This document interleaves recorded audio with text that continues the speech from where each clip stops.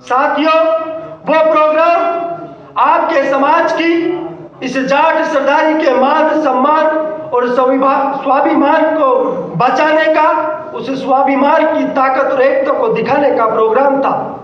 साथियों, इस मंच के माध्यम से कुछ उदाहरण मैं आप लोगों के बीच में प्रस्तुत करना चाहता हूं। वो आपकी समाज की पीड़ाओं को दर्शाएंगे। आपकी समाज के जो विजन और जो गौरवशाली अतीत रहा है, उस अतीत का स्मरण आप लोगों के बीच में करना चाहता हूं। मेरे समाज के नौजवान युवा साथियों, आप लोगों के बीच में पिछले 10 से 15 सालों में आपके समाज के खिलाफ जो षड्यंत्र रचे जा रहे हैं, उन षड्यंत्रों को आपको भली भांति परिचित हो सकते हो, आप नहीं हो पाए हो, लेकिन उन षड्यंत्रों को हम दोनों साथियों ने बखूबी समझा है और महसूस किया है। 1 मार्च 2020 को जब दुनिया भर के देशों से 62 देशों से जब जाट समाज का प्रतिनिधि उस विज्ञान भवन में जब पहुंचा और देश और दुनिया में जाट समाज की एकता का एक मैसेज गया कि लोग कहते हैं कि जाट एक नहीं है।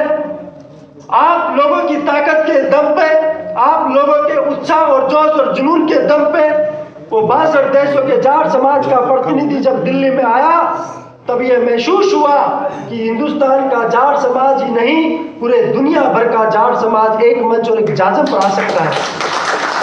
साथियों, आप सब लोगों की समस्या और पीड़ाएं हो सकता है क्षेत्र और परिस्थितियों के हिसाब से अलग होगी, लेकिन समाज की जब सामूहिक एकता की जब बात की जाती है, तो मेरा समाज सामूहिक रूप से कमजोर हो रहा है। मेरे समाज के खिलाफ दिल्ली, मुंबई, चंडीगढ़, जयपुर और लखनऊ में बैठ के कुछ चंद विशेष लोगों द्वारा जब षड्यंत्र रचे जाते हैं और वो षड्यंत्र आपकी समाज के बीच में कुछ सभाओं, कुछ मीटिंगों के माध्यम से वो षड्यंत्र आप लोगों के खिलाफ जब रचे जाते हैं, उन षड्यंत्रों को समझने की जरूरत है। साथियों, हमारा गौरवशाली अतीत रहा है, और जब मैं अतीत की बात करता हूँ, चौधरी चरण सिंह, बाबा महेंद्र सिंह टिकैत, रहबर आजम दीनबंधु सर छोटूराम, बाबा महेंद्र सिंह टिकैत और रहबर आजम दीनबंधु सर छोटूराम, ताऊ देवीलाल का जब मैं नाम लेता हूँ तो मेरा सीना गर्व से चौड़ा हो जाता है,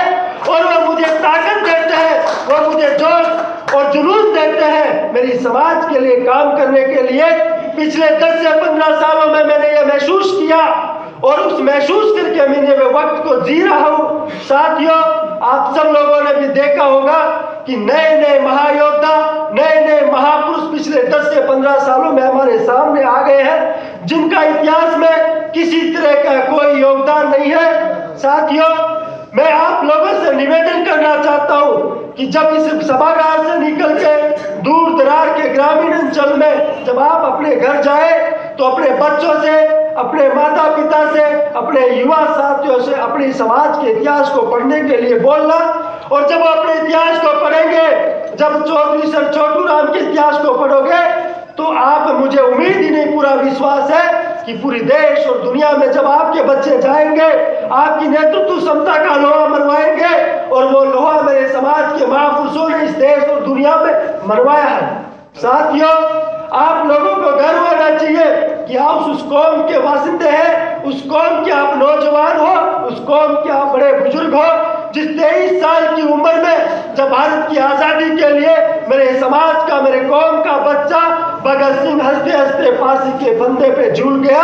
19 साल की उम्र में सरदार उधम सिंह 7 समुंदर पार जाकर के लंदन में जनरल डायर को जब मार के आ सकता है, और लोग आज हमसे राष्ट्रवाद की परीक्षा लेते हैं, राष्ट्रवाद का सर्टिफिकेट हमसे मांगते हैं। साथियों, मैं आपको बताना चाहता हूँ, हम उस कौम के वासिंदे हैं, हम उस कौम के बच्चे हैं, हम उस कौम के नौजवान हैं जिस कौम ने देश और दुनिया में, हमारे समाज ने नेतृत्व क्षमता का लोहा मनवाया है। साथियों, आप सब लोगों को पता होगा, और मेरे समाज के बहुत से नौजवान युवा बैठे हैं, सब समाज के प्रबुद्ध लोग बैठे हैं, आप लोगों को अच्छे से पता है जिस कौम का इतिहास, जिस कौम का भविष्य और जिस कौम का वर्तमान अगर खतरे में हो, तो वो कौम भविष्य में कुछ नहीं कर सकती। साथियों, आपका वो गौरवशाली अतीत रहा है, वर्तमान आपका खतरे में है और भविष्य आपका अंधकार में है। मैं इस मंच के माध्यम से आपको लोगों को एहसास दिलाना चाहता हूँ, वक्त रहते समय के साथ अगर कदम ताल नहीं मिलाया तो आने वाली जो पीढ़ियां हैं आप लोगों से जब हिसाब लेगी तो आपका सिर श्रम से झुक जाएगा।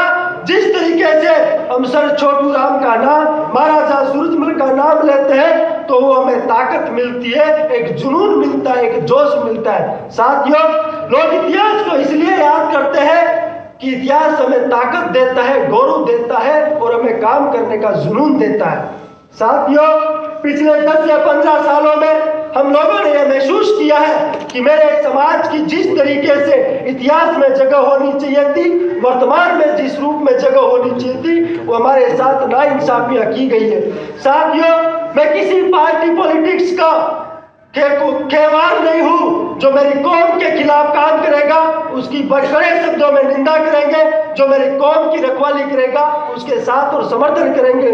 आपने पिछले दिनों देखा जब केंद्रीय कैबिनेट का विस्तार हुआ, जहां देश की दशा और दिशा तय की जाती हो, जहां पर देश की सभ्यता संस्कृति की बात की जाती हो, उसी कौम का एक भी बंदा भारत सरकार की कैबिनेट में नहीं है। साथियों, वो हुआ तो इसलिए हुआ कि आपकी ताकत कमजोर हो गई है, आपका भविष्य अंधकार में है। उन स्थितियों और परिस्थितियों को समझने की जरूरत है और जो हमारी कौम के खिलाफ जो लोग षड्यंत्र रच रहे हैं, उन षड्यंत्रों को वक्त रहते समझने की जरूरत है। अगर वक्त चला गया, वो कहते हैं ना, चिड़िया छुप गई खेत, तो उसके बाद में क्या बचता है? कुछ नहीं बचता। आपको वक्त के साथ में कदम ताल करते हुए, स्थिति और परिस्थितियों का आकलन करते हुए भविष्य के लिए आपको एक नई बुनियाद बनानी होगी। साथियों, मैंने बहुत सी क्रांतियां पढ़ी है, लंबा चौड़ा इतिहास पढ़ा है और जब आप लोगों के बीच में आते हैं तो आपको बताना चाहता हूं कि कोई भी इतिहास हो, कोई भी क्रांति हो, वो क्रांति एक मिशन के लिए होती है, क्रांति वक्त को बदलने के लिए होती है। एक दिन, 2-4 दिन, 2 साल, 10 साल में कोई क्रांति पैदा नहीं होती। हम पिछले 10 साल से समाज को जागृत करने के लिए देश दुनिया में घूम रहे हैं और वो जागृति इस रूप में लेकर रहे हैं कि मेरा इतिहास गौरवशाली रहा है। उस इतिहास को डिजिटल रूप में आप सब लोगों के बीच में लेकर आना चाहते हैं और वो डिजिटल रूप भी इस रूप में आएगा कि पिछले दिनों 13 मई 2018 का वो दिन आप लोगों से याद दिलाना चाहता हूं कि 1 मार्च का 2020 का जो प्रोग्राम था, वो पहला प्रोग्राम नहीं था, वो दूसरा प्रोग्राम था विज्ञान भवन का। 13 मई 2018 को the great Maharaja Surajmal documentary film का हमने निर्माण किया और विज्ञान भवन से उसका सार्वजनिक प्रसारण किया। जब दुनिया भर में उस डॉक्यूमेंट्री फिल्म की धूम मची तो हिंदुस्तान की सबसे ज्यादा देखी जाने वाली डॉक्यूमेंट्री महाराजा सूरजमल की थी। लेकिन साथियों, आप सब लोगों को बताना चाहता हूं कि पिछले दिनों एक मूवी आई थी पद्मावती फिल्म। मैं उन लोगों की बात नहीं करना चाहता क्योंकि मैं मेरे कौम के इतिहास की बात करता हूं, मेरे कौम के वर्तमान की बात करता हूं और मेरे कौम के भविष्य की बात करने का हक और अधिकार मुझे है। मुझे 36 कौम और बिरादरियों को गाली देने का, उनके खिलाफ बोलने का कोई अधिकार नहीं है। हम वो कौम है, जाट वो सरदारी है जो 36 कौम और बिरादरियों का नेतृत्व करते हुए पूरे देश और दुनिया में अपने नेतृत्व क्षमता का लोहा चौधरी चरण सिंह के रूप में मनवाया, ताऊ देवीलाल के रूप में मनवाया। हम किसी की बुराई नहीं करते, हम हमारी कौम की बात करते हैं और हमारी कौम की बात करते हुए मेरे समाज के युवाओं को मैं जागृत करना चाहता हूं कि कुछ दिनों पहले एक फिल्म बनी थी पद्मावती फिल्म। वो चित्तौड़ की महारानी के ऊपर फिल्म बनी थी। साथियों, आप लोगों के इतिहास के ऊपर, आप लोगों के वर्तमान पे आप इतिहास उठा के देखिए, कोई फिल्म, कोई डॉक्यूमेंट्री, कोई सीरियल आपके ऊपर क्यों नहीं बना? वो सिर्फ और सिर्फ इसलिए बना कि आपके कौम के खिलाफ षड्यंत्र होते हैं, आपके भविष्य के, आपके अतीत को नकारा जाता है। साथियों, जाट कौम वो सरदारी और वो जोश और जुनून वाली कौम रही है जिसने इतिहास लिखने में विश्वास नहीं रखा। उसने युद्ध के मैदानों में और युद्ध के क्षेत्र में अपने दम और ताकत से इतिहास बनाया है। हम लोगों ने इतिहास बनाने की चिंता नहीं करी, इतिहास लिखने की हमने वो काम किया है। साथियों, वो पद्मावती मूवी, उसके बारे में मैं इसलिए जिक्र कर रहा हूं कि आप लोगों की पीड़ाओं को जगाना चाहता हूं, आप लोगों का एक उम्मीद और एक लक्ष्य बताना चाहता हूं। साथियों, मेरे समाज का एक प्रबुद्ध नौजवान युवा IAS ऑफिसर का मेरे पास फोन आता है, हम जयपुर में थे। उसने कहता कि आप समाज के लिए काम कर रहे हो। संजय लीला बंसाली बॉम्बे का बड़ा डायरेक्टर और प्रोड्यूसर है, वो जयपुर आया है, आप उससे जाकर के मिलिए और उससे निवेदन कीजिए कि अपनी समाज के महापुरुषों पे कोई फिल्म बनाए, कोई डॉक्यूमेंट्री बनाए। साथियों, हम दोनों साथियों ने तत्काल प्रभाव से कुंवर नटवर सिंह के द्वारा लिखी हुई पुस्तक महाराजा सूरजमल जी पर हमने ली और उसके पास जब मिलने गए, वो किताब उसको भेंट करी, तो संजय लीला बंसाली ने 300 पेज की किताब को आगे पीछे से पलट करके हमसे कहा कि मेरे पास इतना वक्त नहीं है कि मैं इस किताब को पढ़ सकूं।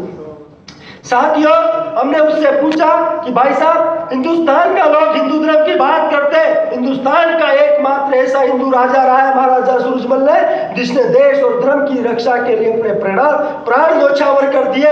हिंदुस्तान का एकमात्र ऐसा राजा जिसने दिल्ली सल्तनत में दिल्ली को जीता हो, महाराजा सवाई जवाहर सिंह जिसने दिल्ली को जीता हो। हिंदुस्तान में एक भी ऐसा उदाहरण दे दो जो मुगल काल में किसी ने दिल्ली को जीता हो।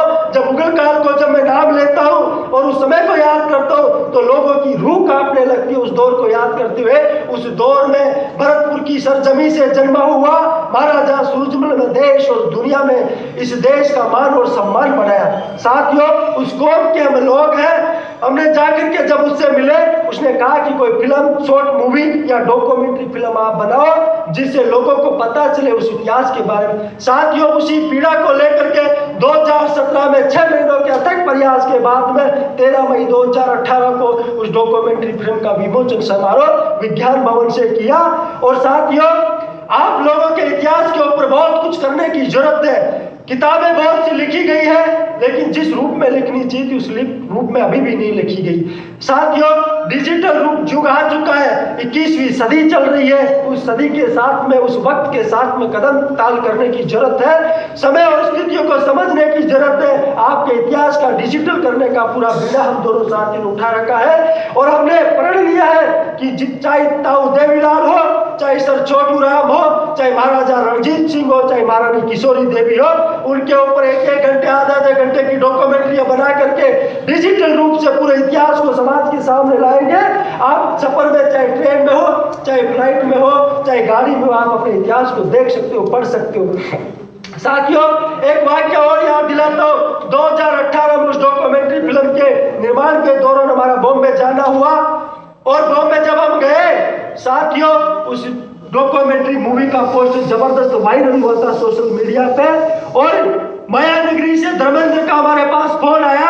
हम तो उसको जानते नहीं थे, हमें यह भी कभी भविष्य में हमारा सपना था कि कभी हम धर्मेंद्र से मिल सकते हैं क्या, हमें कोई उम्मीद नहीं लगती थी। साथियों, धर्मेंद्र ने फोन किया, जब मैंने फोन उठाया धर्मेंद्र ने कहा कि मैं धर्मेंद्र बोल रहा हूँ। मैंने बोला कि बोलिए धर्मेंद्र जी, मुझे नहीं पता था कि वो सदी का महानायक मेरे फोन पे उसकी आवाज है। साथियों, जब उसने हमसे कहा कि पलसानिया बोल रहे हो, मैंने कहा साहब बोल रहा हूँ, आप कौन बोल रहे हैं? कि मैं धर्मेंद्र बोल रहा हूँ। बताइए धर्मेंद्र जी। उसने कहा कि मुझे जानते हो?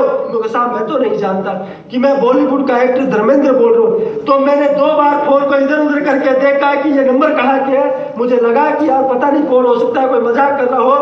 साथियों, उस दिन मेरा सीना फकर से चौड़ा हो गया कि मैं उस बॉम्बे में बैठे हुए मेरे समाज के उस सदी के महानायक के दिल में भी वो पीड़ा है जो आप लोगों के बीच में। उसने हमें आमंत्रित किया, क्या मेरे से मिलना पसंद करोगे? आप बॉम्बे आना। अभी तो मैं लोनावाला में हूँ और जब मैं बॉम्बे पहुंच जाऊंगा आप दोनों साथियों को आमंत्रित करता हूँ। 10 से 15 दिन बाद उनका फोन आया, हम बॉम्बे गए और मुझे इतनी खुशी हुई मेरे भाई के घर पे जाने में, मेरे समाज की सदी के महानायक के घर पे जाने पे कि आप सोच नहीं सकते। हमें उन्होंने 15 मिनट का टाइम दिया।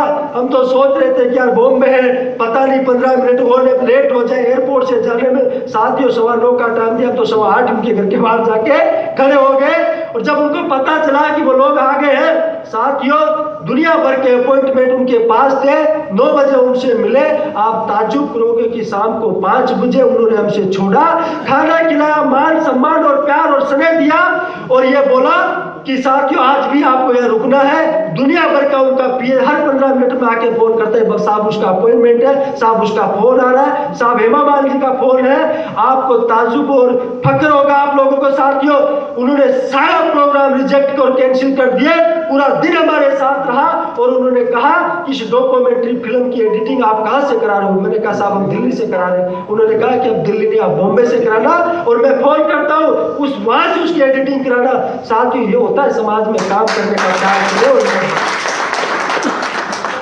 जब हम उनसे मिले तो हमें ऐसा लगा कि दिल्ली बॉम्बे कोई पद प्रतिष्ठा ही नहीं हुआ करती। जब कौम में काम करते तो मान और सम्मान अपने आप मिला करते हैं। साथियों हर कौम के युवाओं में, हमारे कौम के बुद्धिजीवी लोगों में भी समाज की पीड़ा है। उन पीड़ाओं को लेकर के, उन समस्याओं के समाधान के रूप में आप सब लोगों के बीच में आए हैं। और जब दुनिया भर के जाट दिल्ली के विज्ञान भवन में इकट्ठे हुए और वो कारवा इस रूप में आगे बढ़ा और कौम को इतना अच्छा पसंद और वो प्यार और स्नेह मिला कि आज दुनिया भर के 130 देशों में इंटरनेशनल जाट पार्लियामेंट का कारवा पहुंच चुका है। जब जयपुर की धरती के ऊपर मार्च 2022 में जब जाट संसद का द्वितीय सत्र आयोजित होगा तो साथियों दुनिया भर के 130 देशों से मेरे समाज का जब प्रतिनिधित्व इंटरनेशनल एयरपोर्ट जयपुर पर जब उतरे तो वहां पर ऐसा प्रतीत होना चाहिए कि वो प्रोग्राम जयपुर में नहीं, वो प्रोग्राम पानीपत की धरती पे हो रहा है, वो प्रोग्राम कुरुक्षेत्र, करनाल, रोहतक, झज्जर, पानीपत, सोनीपत में हो रहा है, या वो मेरठ, बागपत, मुजफ्फरनगर या सहारनपुर में हो रहा है। इस तादाद में आप लोगों को जयपुर पहुंचना है कि जब दुनिया के सामने जाट सरदारी का जब वो गुलदस्ता सजे तो ऐसा लगना चाहिए कि हिंदुस्तान का जाट नहीं, पूरी दुनिया भर का जाट एक मंच पे, एक जाजम पर आ चुका है, समाज की दशा और दिशा तय करने के लिए तैयार खड़ा है। आप सब लोगों को जब जयपुर आओ तो इंटरनेशनल जाट पार्लियामेंट के आयोजक, संयोजक, पलसानी और कलमानिया बनकर आना है। आप सब लोगों के मान और सम्मान में किसी प्रकार की कोई कमी नहीं रहेगी। आप सब लोगों को सार्वजनिक रूप से हम आमंत्रित करते हैं। आप लोगों का यह मत सोचना कि मुझे व्यक्तिगत रूप से कार्ड निमंत्रण नहीं मिला।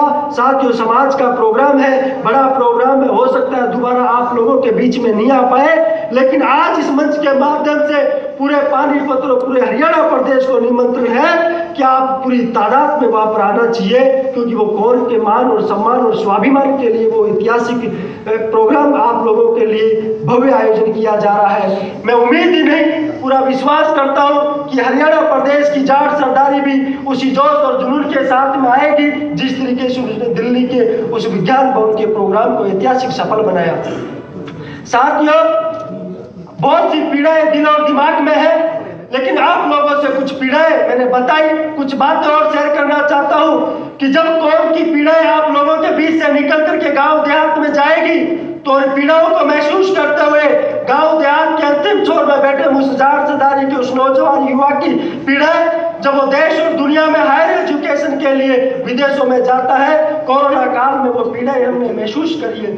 जब दुनिया का संवाद खत्म हो गया, इंसान इंसान से बात करना बंद कर दिया, लोगों की पीड़ाएं और समस्याएं इस कदर बढ़ चुकी थी कि लोगों को नफरत सी होने लगी थी। उस दौरान दुनिया भर से जब 62 देशों के जाट समाज के प्रतिनिधि विज्ञान भवन में आए तब लोगों ने वो इस रूप में मदद करी कोरोना काल में। किसी की बहन का, किसी की पिता का, किसी के भाई का और किसी की माँ का फोन हमारे पास आता है और कहते हैं, फोन पे रोते हैं कि पलसानिया जी लॉकडाउन लग चुका है, कॉलेज स्कूलें बंद हो चुकी है, मेरी बेटी उस हॉस्टल के बाहर खड़ी है, मेरा बेटा उस यूनिवर्सिटी के बाहर खड़ा है और मुझे आज इस मंच से बताते हो फक्र और नाज होता है कि मेरे समाज के उन लोगों ने इस रूप में मदद करी। किसी ने अपनी बहन बना के रखा, किसी ने बेटी बना के रखा, किसी ने अपना बेटा बना करके उन लोगों को इतना मान और सम्मान दिया, किसी ने विजय की व्यवस्था कराई, किसी की छात्रवृत्ति भरी, किसी को घर उपलब्ध करवाया और इस रूप में मदद करी। कि जब आज उनके माता और पिता का फोन हमारे पास आता है तो उस दिन वो रोते थे, आज वो फक्र से कहते हैं कि जाट संसद ने वो काम करके दिखाया कि जब दुनिया का संवाद खत्म हो गया था तो मेरे समाज के उस नौजवान युवाओं ने, उन प्रबुद्ध लोगों ने वो मदद करी जो दुनिया में कहीं नहीं हो पाई। साथियों, ये कारवां आप लोगों के मान सम्मान और स्वाभिमान के लिए रचा जा रहा है। आपका मान और सम्मान इसीलिए रूप में जब बरकरार रहेगा जब आप आपसी मन भेदों को, मतभेदों को भुला करके एक मंच और एक जाजम पर आकर के बैठना शुरू करोगे।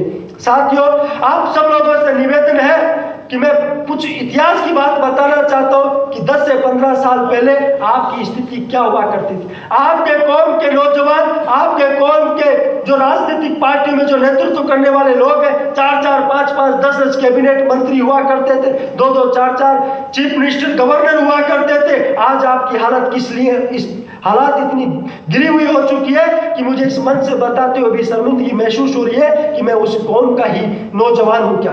साथियों, जब हम जयपुर, दिल्ली, चंडीगढ़ और लखनऊ में जाते थे तो मेरे समाज की सरदारी का सीना फक्र से चौड़ा होता था कि किसी की भी कोटी में घुस जाओ, दूसरी या तीसरी कोटी जाट की हुआ करती थी। आज दिल्ली से लेकर के जयपुर, लखनऊ, चंडीगढ़ से लेकर के मुझे दूर दराज तक एक व्यक्ति मेरे समाज का प्रतिनिधि नजर नहीं आता।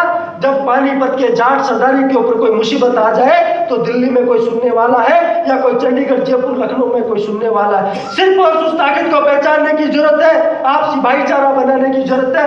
हो सकता है आपके आपसी मनभेद होंगे, लेकिन जब कलवारी और परेशानियों को जरूरत महसूस हो तो बिना किसी संकोच के आपको हमारी मदद करनी चाहिए। और जब नवीन भाई को या योगेंद्र भाई को जरूरत महसूस हो पानीपत की जाट सरदारी की, तो बिना किसी संकोच को आप उनकी मदद करनी चाहिए।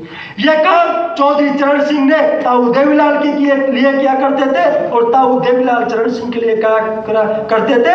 तब आपके लोकसभा के अध्यक्ष, देश का प्रधानमंत्री और देश का डिप्टी मिनिस्टर, प्राइम मिनिस्टर आपकी कौम के बनते थे। वो सिर्फ इसलिए बनते थे कि विभिन्न पार्टियों में रहने के बावजूद भी एक दूसरे की मदद करते थे। मैं पिछले 10 से 15 साल से महसूस कर रहा हूं कि कांग्रेस का जाट बीजेपी के जाट को अपना दुश्मन समझने लगा है और बीजेपी का जाट कांग्रेस के जाट को दुश्मन समझने लगा है। साथियों, आप दुश्मन नहीं हो, आप एक कौम के हो, भाई हो, बहन हो। उन दुश्मनियों को भुला करके कांग्रेस के जाट को जब बीजेपी के जाट की जरूरत महसूस हो तो आप भले पर्दे के पीछे रहकर के मदद कर सकते हो, मंच पर नहीं जाते हो, लेकिन पर्दे के पीछे रहकर भी बहुत मददें की जा सकती है, जिस तरीके से चरण सिंह और ताऊ देवीलाल की करते थे। उन उम्मीदों को मत तोड़ो, उस भविष्य को फिर से बनाओ, क्योंकि भविष्य आपसे हिसाब मांगेगा। इतिहास रचने के लिए, सुनहरा भविष्य बनाने के लिए एक मंच पर, एक साजन पर आने की जरूरत है।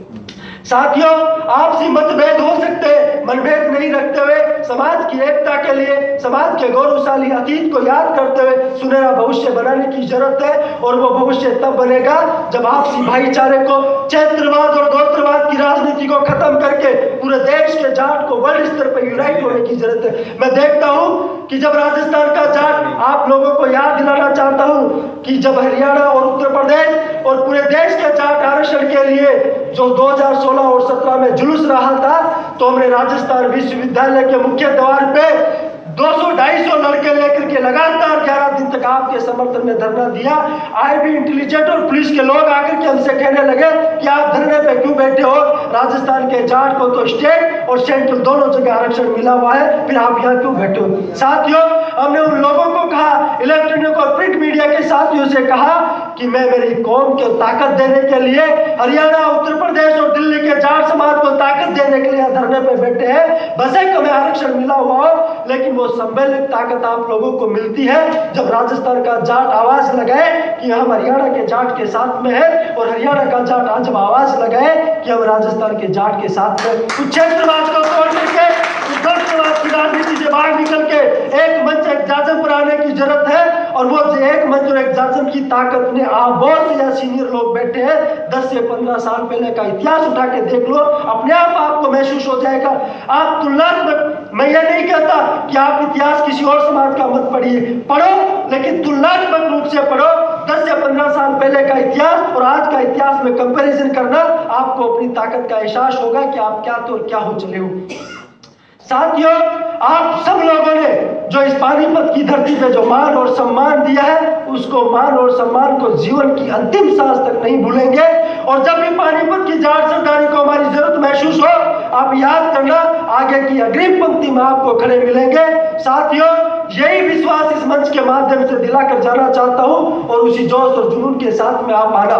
साथियों, पिछले 2-3 महीनों से पूरे देश के भ्रमण पे है। अभी कुछ दिनों पहले, 2 से 3 दिन पहले हम जम्मू कश्मीर में राजौरी, पुंछ, जहां लोग आतंकवाद की फैक्ट्रियां बताते हैं, वहां हम जाकर के आए हैं। हमने वहां सिख जाट समुदाय के जो मेरे समाज के सरदारी है, मुल्ले, जिसको जाट मुल्ले जाट बोलते हैं, आप लोग उनसे मिलना।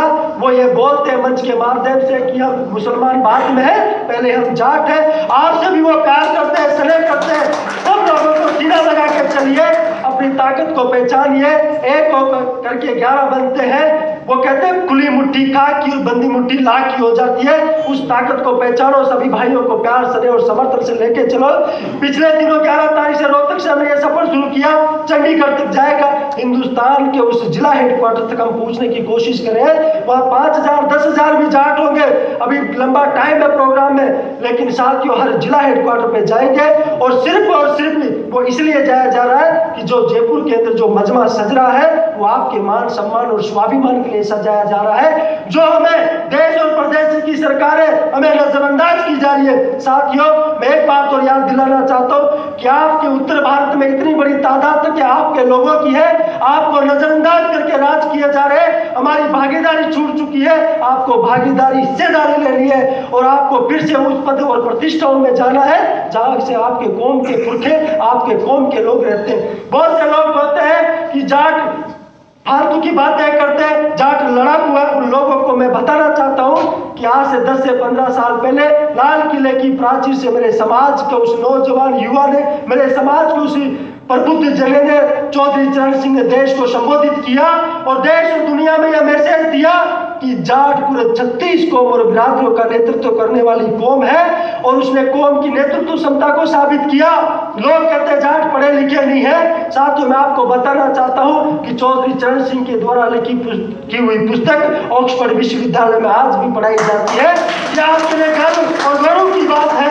साथियों, मैं एक बात और कहना चाहता हूं कि मैंने राजस्थान विश्वविद्यालय से मास्टर जर्नलिज्म और मास कम्युनिकेशन से मास्टर की है। साथियों, इस क्षेत्र बहुत अधूरा है। आपके नौजवान युवाओं को और आपके भाइयों को इस फील्ड में भेजिए। आप गांव देहात में बैठ के कहते हैं कि उस अखबार में मेरी खबर नहीं छपती, वो अखबार हमारे खिलाफ लिखता है। वो इसलिए खिलाफ लगता है कि आपके कौम के बच्चे उस फील्ड में नहीं है। उस फील्ड में भी आप उसकी ताकत को समझो, उस ताकत को पहचानो।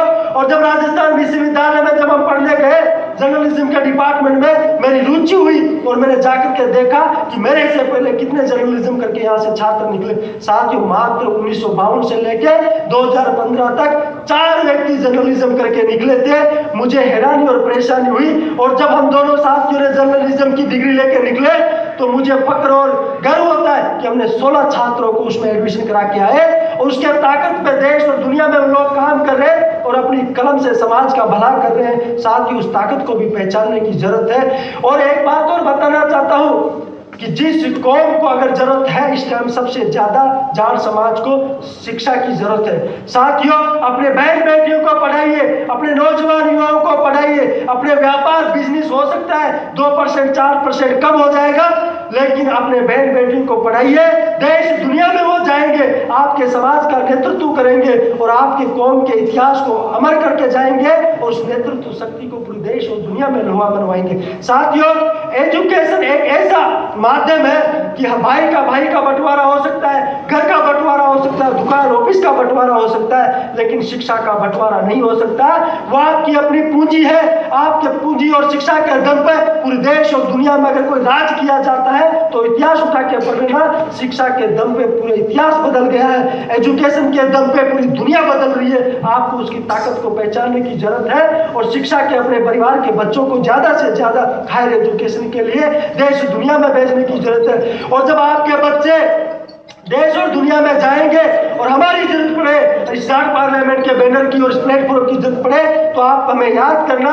जब आपका बच्चा हो सकता है या 400-500 की संख्या में तो नहीं हो सकते, लेकिन 2-4-5 व्यक्ति की दुनिया के किसी भी इंटरनेशनल एयरपोर्ट में आपका बच्चा, आपकी बहन, आपकी बेटी उतरेगी तो 4-5 लोग व्यक्ति उसको रिसीव करेंगे।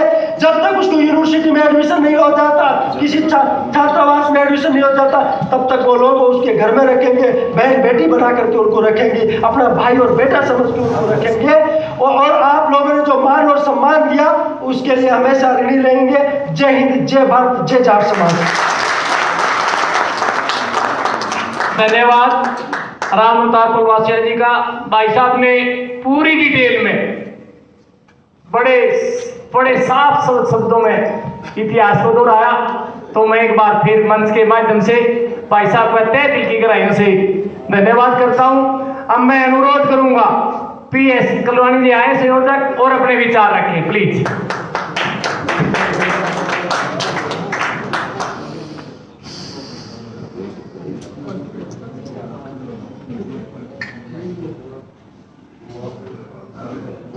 चलो राम राम साहब।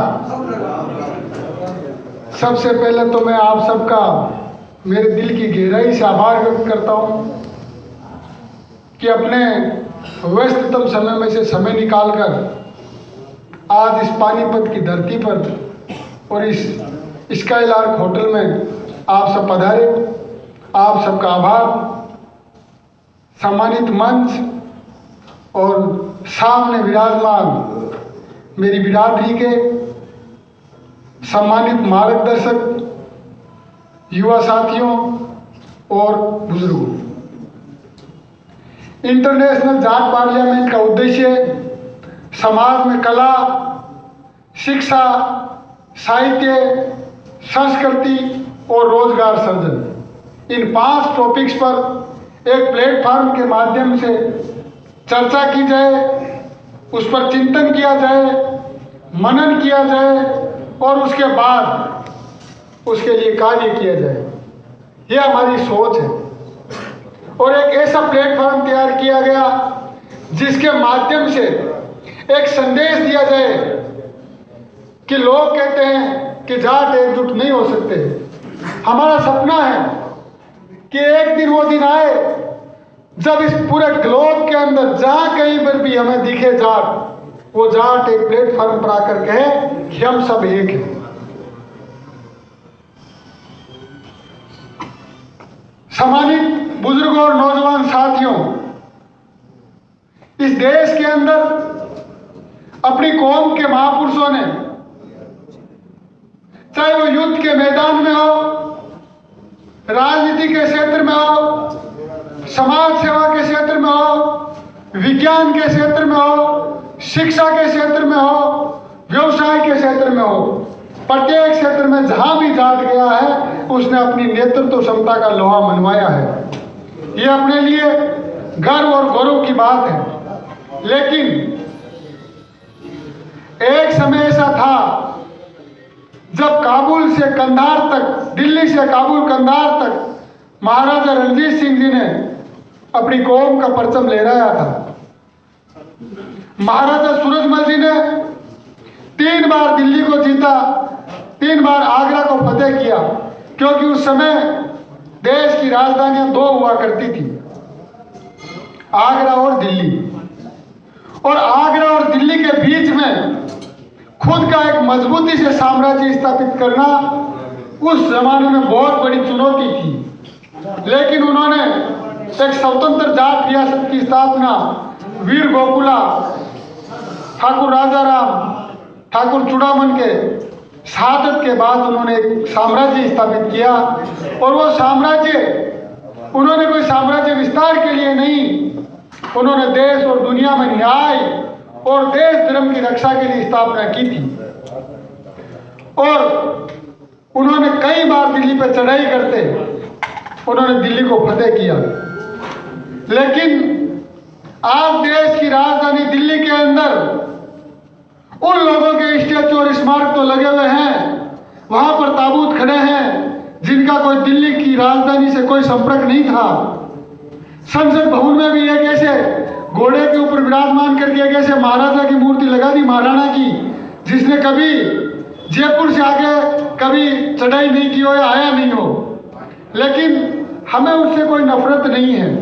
मेरी बिरादरी बैठी है, इसलिए मैं उनसे उदाहरण देकर चर्चा कर रहा हूँ कि जिन लोगों का दिल्ली से कोई संपर्क नहीं था, उनके स्मारक स्टैचू तो वहां पे लगा दिए, लेकिन जिन्होंने दिल्ली को जीता और जिनका दिल्ली की प्राचीर पर खून लग के उन्होंने वहां पे शहादत दी हो, बलिदान दिया हो, देश धर्म की रक्षा के लिए काम किया हो, उनका एक भी स्मारक देश की राजधानी में नहीं है। और सबसे ज्यादा लोकतंत्र में अगर किसी का वोट है, अपनी बिरादरी का है। मेहनत का, ईमानदार और लड़ाका कौम है, लेकिन उनका नाम लेने वाला दिल्ली में नहीं है। ये आप लोगों को सोचने का, समझने का विषय है। उसके बाद जब इतिहास को पढ़ते हैं तो बहुत से घटनाएं ऐसी होती है जिनका कुछ समय और वो विस्तार में चलते तो और अच्छा रहता। चौधरी छोटू राम जी, मैं मानता हूं कि देश की आजादी के समय और देश का जब संविधान बन रहा था, चौधरी छोटू राम जी जीवित रहते।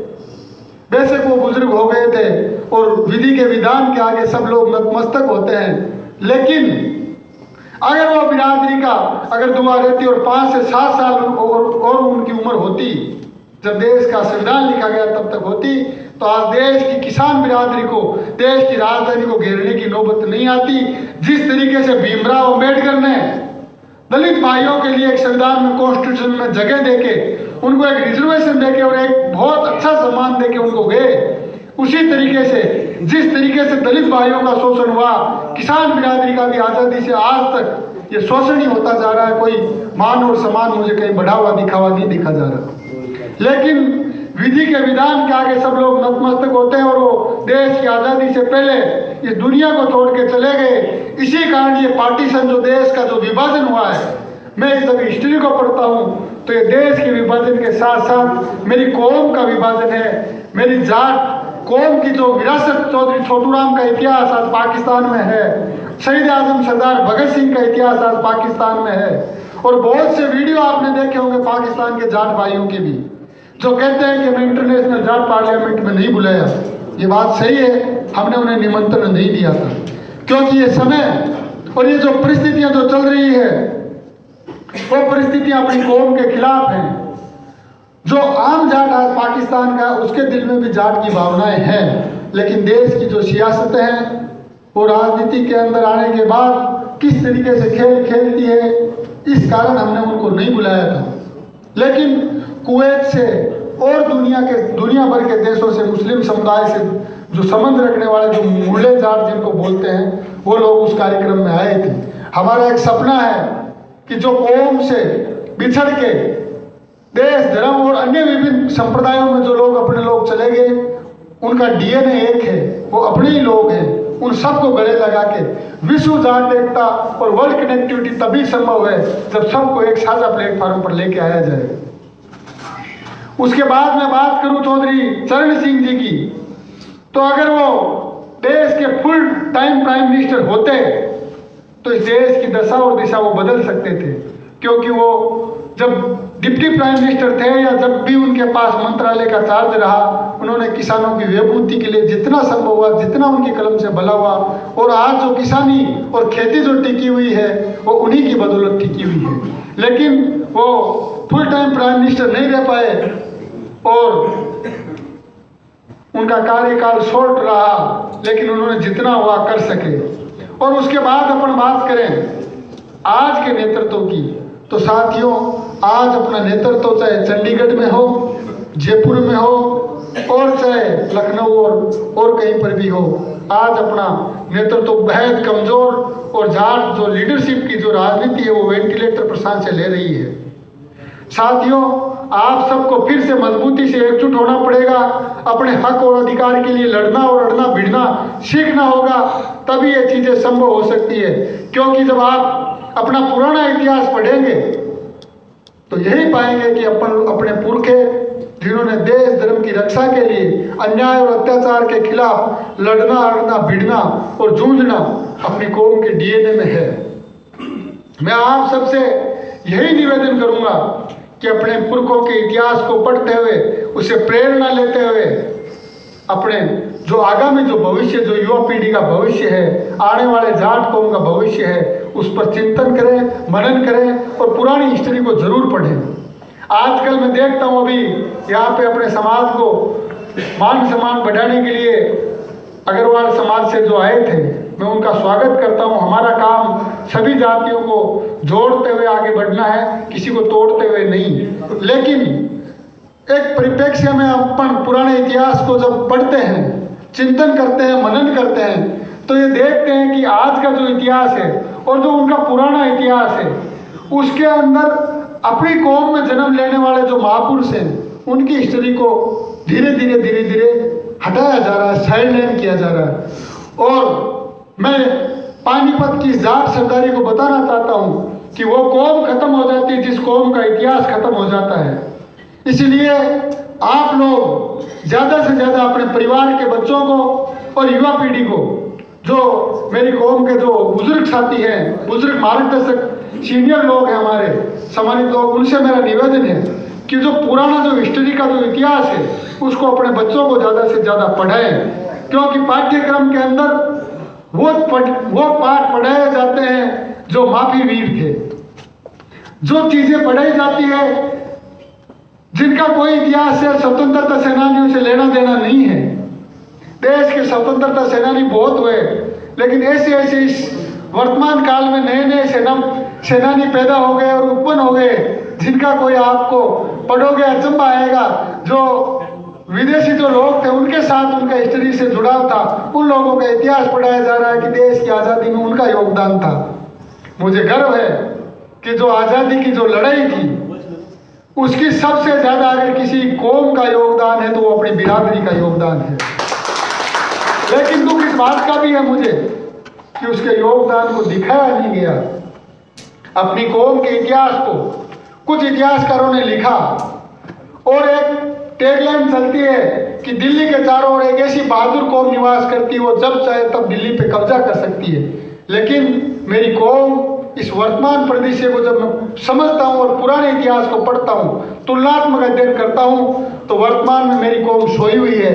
मेरी कौम के युवा साथियों और सम्मानित बुजुर्गों से मेरा आह्वान है कि उठो जागो, एको चेतो। जो खुड़कों का जो नारा अपने पुरखों ने दिया था, उसे वापस रिपीट करो और नया इतिहास बनाने के साथ साथ लिखने का काम भी करो।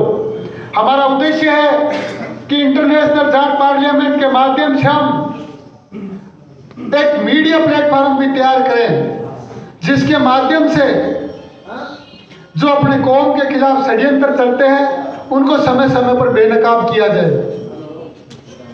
इसके उद्देश्य के लिए एक हमने अभी प्रोफेशनल न्यूज चैनल तो शुरू किया, लेकिन इंटरनेशनल जाट पार्लियामेंट का भी एक मीडिया चैनल हम इन फ्यूचरली एक मीडिया सेटअप लाएंगे, जिसके माध्यम से कौम के महापुरुषों के इतिहास को उनकी जयंती और पुण्यतिथि पर युवा पीढ़ी को डॉक्यूमेंट्री, शॉर्ट फिल्म, टेलीफिल्म के माध्यम से बताएं। क्योंकि आज के समय में किसी महापुरुष की जीवनी को पढ़ने के लिए 300-400 पन्नों की किताब को पढ़ने के लिए उसे 1 महीने का टाइम चाहिए लगभग समझने के लिए। लेकिन किसी के पास इस व्यस्ततम समय में इतना समय नहीं हो पाता कि वो बैठकर हिस्ट्री को पढ़े, समझे। लेकिन एक डॉक्यूमेंट्री, टेलीफिल्म और शॉर्ट मूवी के माध्यम से उसी महान योद्धा के विराट व्यक्तित्व को वो समझ सकते हैं, पहचान सकते हैं कि वो कितना महान था, एक डॉक्यूमेंट्री, 1 घंटे की डॉक्यूमेंट्री देखने से। इसी उद्देश्य से हमने महाराजा सूरजमल जी के ऊपर एक डॉक्यूमेंट्री बनाई और एक डॉक्यूमेंट्री मुझे आज आपको बताते हुए खुशी हो रही है कि अखंड भारत के महानायक दीन बंधु रेबरे आजम चौधरी छोटूराम जी पे भी इंटरनेशनल जाट पार्लियामेंट की टीम डॉक्यूमेंट्री बनाने का कार्य 70% पूरा कर चुकी है।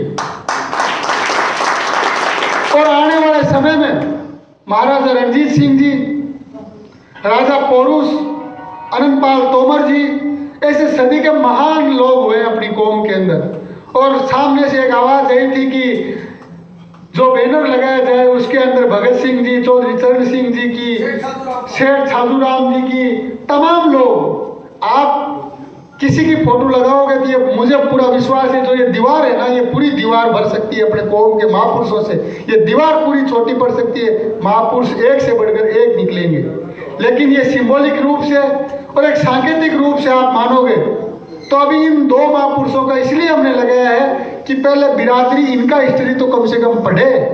ये जो फोटो लगाई है चौधरी छोटू राम जी की, युवा पीढ़ी से जब मैं सवाल करता हूँ कि उनका क्या योगदान है, तो आजकल के युवा उनके इतिहास को नहीं बता के दीनदयाल, मुखर्जी, चटर्जी, बनर्जी के इतिहास को तो बता देंगे, लेकिन छोटू राम जी के योगदान को बताते हुए उन्हें पता ही नहीं रहेगा। इसलिए हमने ये फोटो लगाई है। हमें सब महापुरुषों का हमारे दिल में सम्मान है, और मैं सम्मानित मंच की ओर से आवाज है इसलिए बताना चाहता हूँ कि जो 13 मई 2018 का जो विज्ञान भवन का कार्यक्रम था, उसके अंदर मंच पर हमने किसी वक्ता को या मुख्य अतिथि को नहीं बिठाया था, पूरी बिरादरी के लीडर्स को सामने बिठाया। मंच पर उन महापुरुषों की तस्वीरें लगाई, चाहे सरदार शहीद आजम भगत सिंह जी हो, राजा महेंद्र प्रताप जी हो, राजा नार सिंह जी हो, महाराजा रणजीत सिंह जी हो, रानी महारानी किशोरी देवी हो, और तमाम समाज बंधुओं के जो चलचित्र हमने लगाए, उन सबको मानते हुए एक कार्यक्रम किया। उस कार्यक्रम के अंदर तत्कालीन केंद्रीय मंत्री चौधरी वीरेंद्र सिंह जी, अपनी कौम के महान विद्वान राजनेता और पहले विदेश सचिव रहे और विदेश मंत्री भी रहे चौधरी नटवर सिंह जी, योगानंद शास्त्री जी जो दिल्ली विधानसभा के अध्यक्ष रहे, राजस्थान जाट आरक्षण संघर्ष समिति के अध्यक्ष रहे, देवबंद किसान नेता डॉक्टर हरि सिंह जी सहित तमाम बिरादरी के, और महाराष्ट्र, बिहार, मध्य प्रदेश, आंध्र प्रदेश और तमाम स्टेट से 10-10, 20-20 समाज के प्रबुद्ध डेलीगेशन को बुलाया और वो कार्यक्रम किया। और वो कार्यक्रम करने के बाद उसी दिन 13 मई 2018 को हमने प्रण लिया था कि एशिया का जो सबसे खूबसूरत भव्य और दिव्य ऑडिटोरियम है, उसके अंदर अपनी कौम, अपनी बिरादरी के लोगों को बिठा के एक ऐसा गुलदस्ता सजाया जाए और एक ऐसा मैसेज दिया जाए कि दुनिया का जाट एकजुट हो और दूसरे समुदाय के लोग भी अपनी कौम की फिर से मिसाल दें कि जाट एकजुट होने लग गया है। और जाट एकजुट हो गया तो हमें पक्का विश्वास है कि हमारे ऊपर अन्याय और अत्याचार नहीं होगा। इसी उद्देश्य से 1 मार्च 2020 को नई दिल्ली के विज्ञान भवन में दुनिया के 62 देशों की उपस्थिति में वो कार्यक्रम किया। और वो कार्यक्रम किया था तभी हमने तय कर लिया था कि अगला कार्यक्रम दिल्ली में नहीं करेंगे, क्योंकि पूरे देश के जाटों को जोड़ना है। तो अगला कार्यक्रम हमने राजस्थान की राजधानी जयपुर में प्रस्तावित किया है, और उसके बाद हमारा प्लान है वो कार्यक्रम आप सबके आशीर्वाद से सफल होगा, क्योंकि जिस तरीके से हम जहां भी गए वहां कौम के लोगों ने हमें आशीर्वाद दिया, मान और सम्मान दिया, हिम्मत दी, ताकत दी, हौसला दिया कि बेटे तुम्हें डरने की जरूरत नहीं, हम आपके साथ हैं, पीठ पीछे आपके लिए हम लड़ेंगे, भिड़ेंगे, अड़ेंगे, और जहाँ कहीं पर तुम्हें जरूरत पड़ेगी हम मजबूती से आपके साथ खड़े मिलेंगे। इस उद्देश्य से मुझे पक्का विश्वास है वो कार्यक्रम सक्सेस होगा। उसके बाद हमारा प्लान चंडीगढ़ में भी ये कार्यक्रम रखने का है, उसके बाद लखनऊ सहित तमाम देश भर में, उसके बाद अफ्रीका, कनाडा, ऑस्ट्रेलिया, अमेरिका, और वहाँ पर भी अपने समाज के लोग बेहद उत्सुक है कार्यक्रम रखने के लिए कि वहाँ पर भी इंटरनेशनल जाट पार्लियामेंट का कार्यक्रम रखें और दुनिया भर में मैसेज दें कि हम सब एकजुट हैं। मुझे इस बात को बताते हुए आज बेहद खुशी है कि इंटरनेशनल जाट पार्लियामेंट का कारवां इतना बढ़ चुका है कि अभी हमने शुरुआत की है, और आज ये पानीपत की धरती 2 एनआरआईओ को सुशोभित यही ये मंच कर रहा है। एक अमेरिका की धरती से हमारे बड़े भाई साहब कृपाल सिंह खापरा जी परसों ही अमेरिका से आए हैं, और इन्होंने जोश और जज्बा दिया है कि भाइयों जब कार्यक्रम चले और जहां मेरी जरूरत हो मैं आपके साथ खड़ा रहूंगा। एक भाई अजय खड़क जी हैं, वो भी यूएसए में ही रहते हैं, उनके घर सुबह हमने लंच लिया था, वो भी कहीं वस्तम कार्यक्रम में से कहीं शादी समारोह में उन्हें कहीं जाना था, वो चले गए।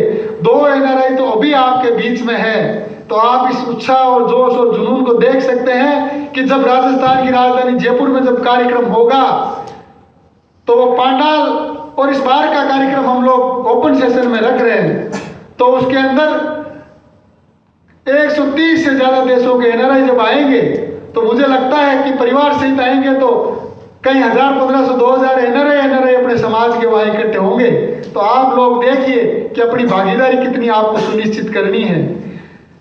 अभी आपने जब माला पहनाते हुए हमारे लिए आर्थिक सहयोग का आपने आह्वान किया, हम आपकी इस मिसाल को सलाम करते हैं और दिल की गहराई से हम आपका आभार व्यक्त करते हैं। लेकिन एक मेरा निवेदन है कि हम इस टाइम आर्थिक सहयोग पर ध्यान इंटरनेशनल जाट पार्लियामेंट की टीम नहीं दे रही है।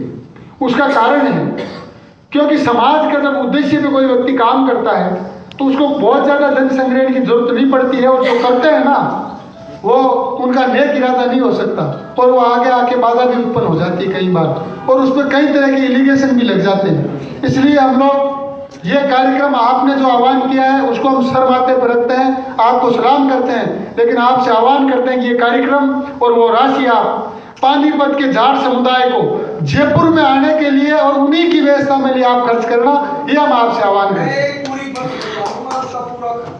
जी।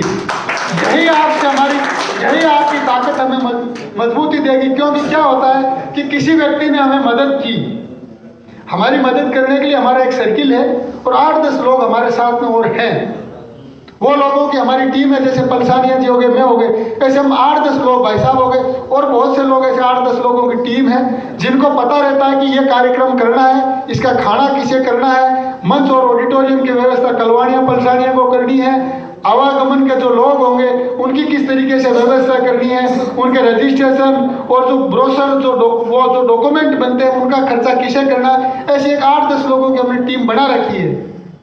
बेशक आपको भी कभी वक्त में कभी जरूरत पड़ेगी, हम याद करेंगे, और भी बहुत से लोग बैठे हैं जो एक से बढ़कर एक मदद कर सकते हैं, लेकिन इसलिए हम नहीं ले रहे कि कहीं हमारा उद्देश्य जो चल रहा है उससे हम ना भटक जाए, और बहुत से लोग हमारे ऊपर आरोप लगाना चालू कर देंगे कल से कि इनका उद्देश्य तो समाज में चंदा इकट्ठा करना है जी, इसलिए हम लोग चंदे से बच रहे हैं। और ये बहुत नेक काम है, क्योंकि कई संस्थाएं, कई समितियां और कई लोग इस कारण नेक नियत से करते हुए भी वो बदनाम हो गए, उनसे सीख लेते हुए हम लोग ये कार्यक्रम कर रहे हैं। यही उद्देश्य हमारा है कि समाज का धन, जो आपका धन है वो हमारा धन है, और जहां में पक्का विश्वास है कि चाहे नैन साहब हो, चाहे आप हो, चाहे तमाम यहाँ लोग बैठे हैं, इनसे हम अगर इमोशनली या व्यक्तिगत रूप से भी अगर आपको कहें 1-1 लाख रुपए के लिए कहें तो भी आप मना नहीं कर सकते, लेकिन हमें अभी इस चीज़ की ओर ध्यान नहीं देना है। कार्यक्रम सही तरीके से चल रहा है, और हम तो परमात्मा से इतनी उम्मीद करते हैं कि साईं इतना दीजिए जामे कुटुंब समाए, मैं भी भूखा न रहूं, आया हो भी भूखा न जाए। उस स्थिति में हम लोग काम कर रहे हैं। किसी भी तरीके की कोई समस्या होगी तो आप लोगों से बात कर लेंगे। बाकी धन संग्रहण का काम इंटरनेशनल जाट पार्लियामेंट की टीम नहीं कर रही है, और कोई हमारे नाम से मांगे आप उन्हें भी रोक देना, और हमें जरूर सूचित करना इस बात के लिए। हमारा उद्देश्य यह है कि समाज और बिरादरी को एक प्लेटफॉर्म पे लाने के बाद एक दुनिया भर के जो ग्लोब का जो नक्शा है उसके अंदर हर एक देश में जाट का झंडा बुलंद करना है, अपने कौम का जो खोया हुआ स्वाभिमान है उसे फिर से बुलंद करना है, और जिस तरीके से अपनी राजनीतिक दृष्टि से जो आज कौम वेंटिलेटर पर है, इंटरनेशनल जाट पार्लियामेंट का विजन है कि जो आपसी कम्युनिकेशन अपनी लीडरशिप का खत्म हो गया है, वाद समाज खत्म हो गया है, उसे नेताओं का भी वापस चालू करें, और जब आप लोग एकजुट होंगे तो मुझे पूरा विश्वास है कि कौम के नेताओं को भी एकजुट होना पड़ेगा। वो भी जब मजबूती से जब एक प्लेटफॉर्म पर आप लोग एकजुट हो जाओगे, वो भी उस प्लेटफॉर्म पर आने के लिए तरसेंगे। इसी उद्देश्य से हमने ये कार्यक्रम प्रस्तावित कर रखा है। उस कार्यक्रम की परमिशन के लिए हमने फॉर्मेलिटीज लगा रखी है। जैसे ही उस कार्यक्रम को करने की हमें एनओसी मिल जाएगी, उसी दिन हम आप लोगों को किसी भी माध्यम से वापस सूचना कर देंगे। हो सकता है समय अभाव के कारण मैं और पलसानिया जी दोबारा इस पानीपत की धरती पर नहीं आए, लेकिन सामने बैठे हुए बंधुओं से अपील करते हैं, प्रत्येक व्यक्ति कलवानिया और पलसानिया बनके इस कार्यक्रम के आयोजक और संयोजक बनके उसी तरीके से आप उस कार्यक्रम को प्रचार प्रसार और सफल बनाने का काम करेंगे, ये मुझे पूरा विश्वास है। साथियों, आने वाले समय में अपनी कौम के लिए अपने को काम करना है, और जिस तरीके से जो नई दिल्ली के विज्ञान भवन से जो मैसेज गया उससे 30 गुना ज्यादा मैसेज इस बार राजस्थान की राजधानी जयपुर से देना है। और उसके बाद जब वर्ल्ड कनेक्टिविटी अपनी होगी, उसके बाद चंडीगढ़ और लखनऊ से देंगे, तो मुझे पूरा विश्वास है मेरी कौम को कोई भी सरकारें हो, कितनी भी निरंकुश सरकारें हो, वो इग्नोर नहीं कर सकती। मैं आप लोगों के माध्यम से एक मेरा मैसेज, आखिरी मैसेज हमारा मैसेज है, वो देके मैं मेरी बात को समाप्त करूंगा, क्योंकि समय काफी हो चुका है। आप 1 बजे से आए हुए हैं। कि जो नई दिल्ली के अंदर जो सेंट्रल विस्टा प्रोजेक्ट जो चल रहा है और उसके अंदर बहुत से लोगों को आपत्ति भी है इस बात की कि वहाँ पे वो नहीं बनने की जरूरत नहीं थी, बनाने की, नए संसद भवन की पुराने वाले से काम चल सकता था। लेकिन आज की सरकारें, निरंकुश सरकारें अगर बना रही है तो आप उसे रोक नहीं सकते, क्योंकि बहुमत आपका ही दिया हुआ है। लेकिन हमारी मांग है और हमें पता चला है कि वहां पर नए नए महापुरुष और नए नए स्वतंत्रता सेनानियों के ताबूत खड़े किए जाएंगे। अगर किसी नए ताबूत खड़े किए जाएं मुखर्जी, बनर्जी, चटर्जी की, हमें उससे आपत्ति नहीं है। लेकिन मैं समाज की सरदारी से आह्वान करता हूं कि अगर किसी एक व्यक्ति का वहां पे कोई ताबूत लगे तो दीनबंधु रहबर आजम चौधरी छोटू राम का स्मारक भी संसद भवन में लगना चाहिए। जिन्होंने दिल्ली को जीता, महाराजा सूरजमल, उनका स्मारक पे अगर किसी राणा महाराणा का लगे, निरंकुश शासन को आप रोक नहीं सकते। लेकिन आह्वान मैं आप लोगों से करना चाहता हूं, मेरी बिरादरी से करना चाहता हूं, जिस दिन हम कॉल करें आप ज्ञापन के माध्यम से और प्रदर्शन के माध्यम से, मैसेज के माध्यम से करें, तो युग पुरुष, विश्व के सिरमौर, भारत भूमि के अजय महायोद्धा महाराजा सूरजमल का स्मारक भी नए संसद भवन में लगना चाहिए। ये हमारी मांग है। देश की आजादी के स्वतंत्रता सेनानियों का लगे तो सरदार उधम सिंह, शहीद भगत सिंह को भी न्याय मिलना चाहिए, सम्मान मिलना चाहिए। और भारत रत्न मिले तो राजा महेंद्र प्रताप को भारत रत्न भी मिलना चाहिए। पूर्व प्रधानमंत्रियों की मूर्ति लगे चौधरी चरण सिंह जी की लगनी चाहिए। लेकिन साथ साथ में अगर किसी फॉर्मल व्यक्ति की, जिसने कोई छोटा मोटा काम किया और उसकी मूर्ति वहां लगे, उपाध्याय किसी की, हमें आपत्ति नहीं है। लेकिन किसान मसीहा बाबा महेंद्र सिंह टिकैत का स्मारक भी वहां लगना चाहिए। ये हमारी मांग है। तो देश तोड़ने की बात करते, जोड़ने तो करते ही नहीं। तो परीक्षा में 30 साल बंद होते ही। मेरा कहने का मतलब यह है कि दूसरे लोगों का करें तो हमारी कौम को भी इस बार, जिस तरीके से आप लोग कहते हो कि अपना इतिहास नहीं लिखा गया, ये मान लो वो ताबूत खड़े हो रहे, वो इतिहास ही लिखा जा रहा है। क्योंकि जिस भी चौराहे से, जिस भी गली से निकलोगे, चौराहे का नाम देखोगे चौधरी छोटू राम भवन या चौधरी छोटू राम चौराहा, तो उधर से निकलते हुए दूसरी जाति के बच्चे पूछेंगे, डैडी ये छोटू राम कौन थे, पापा ये छोटू राम कौन थे। तो उनको मजबूर होकर बताना पड़ेगा उनके इतिहास के बारे में, चाहे वो किसी भी तरीके से प्रेजेंट करें। इसलिए हमारी मांग है, संसद भवन के अंदर भी एक बार इतिहास लिखा जाता है तो वहां पर भी अपने स्मारक बनने चाहिए। इंटरनेशनल जाट पार्लियामेंट की टीम जल्दी आप लोगों को एक डेट तय करेगी, जिस दिन पूरे देश भर के अंदर सभी बिरादरी के लोग एक दिन एक साथ ज्ञापन और देंगे और मांग करेंगे कि या तो किसी के ताबूत और स्मारक मत लगाओ, और लगाते हो तो हमारे संख्या बल के आधार पर हमारे महापुरुषों को भी वहां स्थान मिलना चाहिए। और नहीं दोगे तो आने वाला समय हमारा है, आपका समय तो खत्म होने की बात है, आखिरी कगार पर है। वक्त हमारे पास आएगा, हम आपको बता देंगे। क्योंकि बहुत से निजाम इस दुनिया के अंदर आए, जिस गद्दी पर आज आप बैठे हो उस गद्दी पर बहुत से लोग बैठ के गए हैं, कई लोग मिट्टी में खाक हो गए। वापस समय को पहचानो, अच्छाइयों का साथ दो, और जिस तरीके से आप लोगों ने मान और सम्मान किया, आशीर्वाद दिया, उसे मुझे पूरा विश्वास हो गया कि पानीपत का जाट, इंटरनेशनल जाट पार्लियामेंट का जो द्वितीय सत्र होगा उसमें बढ़ चढ़कर भागीदारी लेगा, हिस्सेदारी निभाएगा। बहुत बहुत धन्यवाद। जय हिंद, जय भारत, जय जाट।